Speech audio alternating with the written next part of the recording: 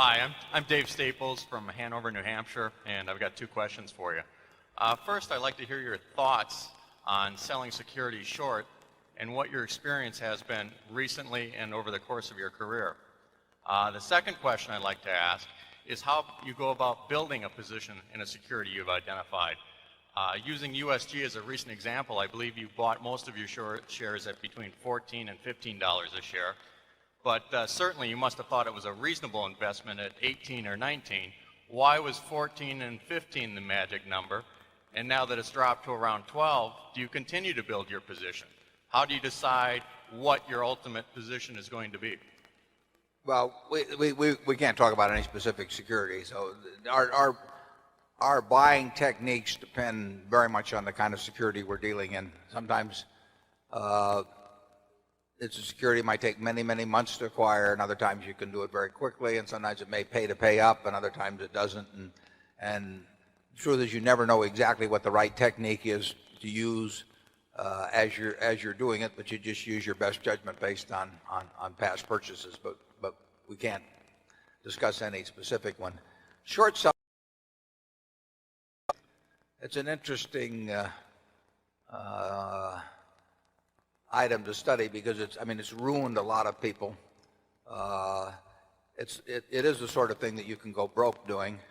Bob Wilson, there's famous stories about him and Resorts International. He didn't go broke doing. In fact, he's done very well subsequently. But being short something where your loss is unlimited is quite different than being long something that you've already paid for. And it's tempting. You see way more stocks that are dramatically overvalued in your career than you will see stocks that are dramatically undervalued. I mean, it's the nature of securities markets to occasionally promote various things to the sky, so that securities will frequently sell for 5 or 10 times what they're worth, and they will very, very seldom sell for 20% or 10% of what they're worth. So therefore, you see these much greater discrepancies between price and value and on the overvaluation side. So you might think it's easier to make money on short selling.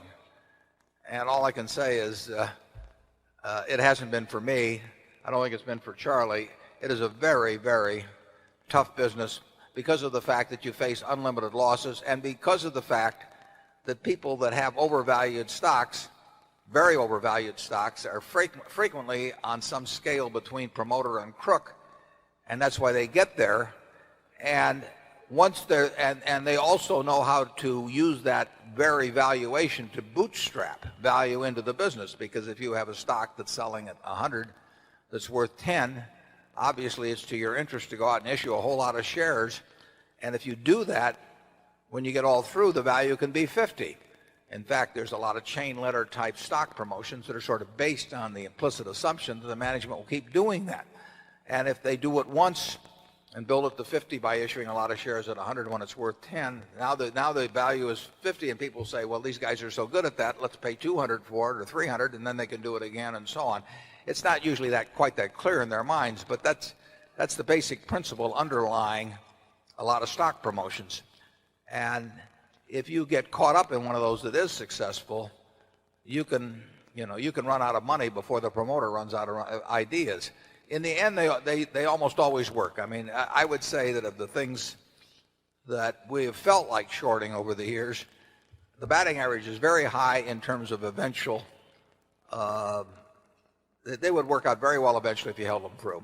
But it is very painful, and it's in my experience, it's a whole lot easier to make money on the long side. I had one situation, actually an arbitrage situation, when I moved to New York in 1954, so it was about June or July of 1954, that involved a surefire type transaction, an arbitrage transaction. It had to work.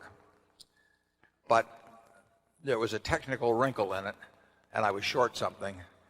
And I felt like for a short period of time, I felt like Fanova was feeling last fall. I mean, it was very unpleasant. You can't make, in my view, you can't make really big money doing it because you can't expose yourself to the loss that would be there if you did do it on a big scale. And Charlie, how about you? Well, Ben Franklin said if you want to be miserable, during Easter or something like that, he says borrow a lot of money to be repaid at Lent or something to that effect.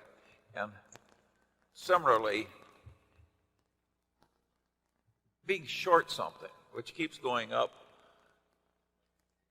because somebody is promoting it in a half-crooked way and you keep losing and they call on you for more margin, it just isn't worth it to have that much irritation in your life.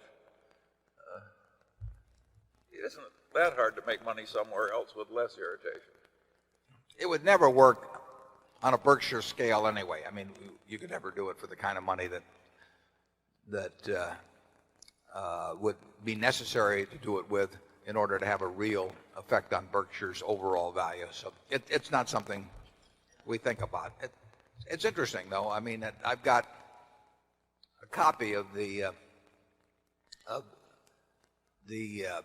New York Times from the day of the Northern Pacific corner, and that was a case where two opposing each owned over 50% of the Northern Pacific Company, Northern Pacific Railroad. And when two people each own over 50% of something, it's going to be interesting. And Northern Pacific on that day went from 170 to 1,000, and it was selling for cash because you had to actually have the certificates that day rather than the normal settlement date. And on the front page of the New York Times, which incidentally sold for a penny in those days, it's had a little more inflation than Coca-Cola. Front page of the New York Times, right next to the story about it, it told about a brewer in Newark, New Jersey, who had gotten a margin call that day because of this, and he jumped into a vat of hot beer and died. And that's really never appealed to me as, the ending of a financial career. And who knows, when they had a corner in Piggly Wiggly, they had a corner in Auburn Motors in the 1920s. I mean, there were corners. That was part of the game back when it was played in a kind of a footloose manner. And it did not pay to be short. Actually, during that period, you might find it interesting. In the current issue of the New Yorker, maybe one issue ago, the one that has the interesting story about Ted Turner, there's also a story about Hetty Green. And Hetty Green was one of the original incorporators of Hathaway Manufacturing, half of our Berkshire Hathaway operation, back in the 1880s. And Hetty Green was just piling up money. She was the richest woman in the, probably maybe in the world, certainly in the United States. Maybe some queen was richer abroad. But Hetty Green just made it by the slow, old-fashioned way. I doubt if Hetty was ever short anything. So as a spiritual descendant of Hetty Green, we're going to stay away from shorts at Berkshire.